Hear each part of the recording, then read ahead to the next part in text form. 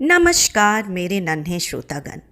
मैं मारी डिक्रूज़ आपका स्वागत करती हूँ moon beams stories for kids में। आज जो कहानी मैं आपको सुनाने जा रही हूँ उसका शीर्षक है सांप और कौवे, जो पंचतंत्र की एक कहानी है। तो आइए सुनते हैं कहानी सांप और कौवे। एक घने जंगल में एक पेड़ पर दो कौवे रहते थे। एक बहुत बड़ा सांप आकर उसी पेड़ के नीचे घर बनाकर रहने लगा। सांप को अपना नया पड़ोसी पाकर कौवों को बहुत चिंता हुई। कौवों ने अपने मित्र गिलहरी और कबूतर को अपनी चिंता का विषय बताया तो उन्होंने सांप से सचेत रहने को कहा। कहीं ऐसा ना हो सांप तुम्हारे बच्चों को खा जाए। मादा कौवे ने दुख से रोते हुए कहा, अगर मैंने अंडे दिए और उन्हें उस सांप ने खा लिया तो मैं क्या करूंगी? उन्होंने सोचा कि उन्हें या तो अपना घोंसला दूसरी जगह बनाना होगा या फिर सांप को ही भगाना पड़ेगा। बहुत जल्द ही मादा कौवे ने 3 अंडे दिए और उसमें से निकले 3 प्यारे प्यारे बच्चे।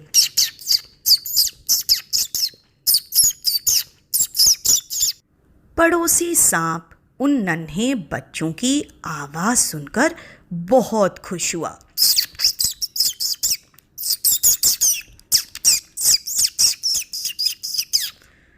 एक दिन जब दोनों कौवे दाना चुगने बाहर गए, उस सांप ने धीरे से घोंसले में घुसकर सारे बच्चों को खा लिया।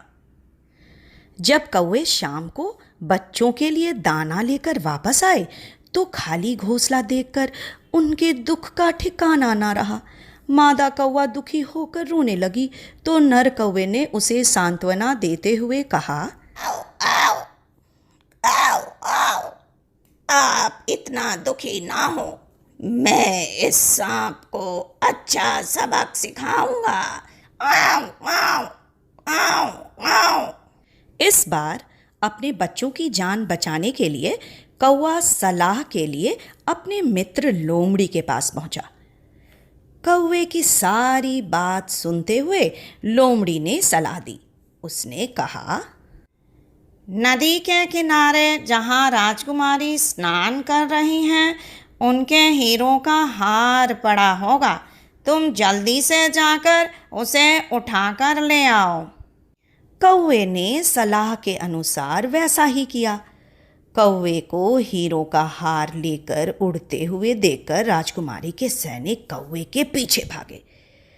कौवे ने हीरो का कीमती हार ठीक सांप के घर के ऊपर गिरा दिया और राजकुमारी के सैनिकों ने जैसे ही डंडे से उस छेद को तोड़ना शुरू किया तो वो लंबा सांप फुफकारता हुआ बाहर आ गया। सारे सैनिक उस सांप पर टूट पड़े और सांप को मार डाला। हीरों का हार लेकर सैनिक वापस चले गए। ये देखकर कौवे बहुत खुश हुए। उनकी मुश्किल दूर जो हो गई थी।